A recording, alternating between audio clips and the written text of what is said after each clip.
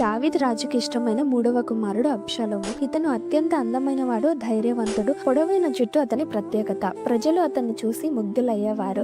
అబ్షాలోము తన సోదరుడు అమ్నోనును చంపి గెషూరు దేశానికి పారిపోయాడు. అక్కడ 3 సంవత్సరాలు గడిపిన తర్వాత తిరిగి యెరూషలేముకు రావాలనుకున్నాడు. కానీ దావీదు అతని మీద కోపంగా ఉండడం వల్ల సైన్యాధిపతి యోవాబు దావీదును ఒప్పించాడు. దావీదు అనుమతితో అబ్షాలోము యెరూషలేముకు తిరిగి వచ్చాడు. తిరిగి వచ్చిన తర్వాత అబ్షాలోము ప్రజలను తన వైపుకు తిప్పుకునే ప్రయత్నం చేశాడు. అతను రాజద్వారాల దగ్గర నిలబడి రాజు దగ్గరికి వెళ్లే ప్రజలను ఆపి వారి సమస్యలు విని, మీకు న్యాయం తీర్చడానికి రాజు దగ్గర ఎవరూ లేరు, నేను న్యాయమూర్తిని అయితే న్యాయం జరుగుతుంది అని చెప్పేవాడు. అలా దావీదు అధికారాన్ని అణగదొక్కే ప్రయత్నాలు చేశాడు. తిరుగుబాటును ప్రేరేపిస్తూ అబ్షాలోము ఇశ్రాయేలీల ప్రజల మద్దతును పొందాడు. అబ్షాలోము తన స్వార్థం ప్రతిష్ట కోసం తిరుగుబాటు మొదలు పెట్టాడు. తర్వాత అతను యెరూషలేము నుండి పారిపోయి హెబ్రోనులో రాజుగా ప్రకటించుకున్నాడు. అబ్షాలోము తిరుగుబాటు చేశాడనే వార్త విని దావీదు యెరూషలేమును విడిచి పారిపోయాడు.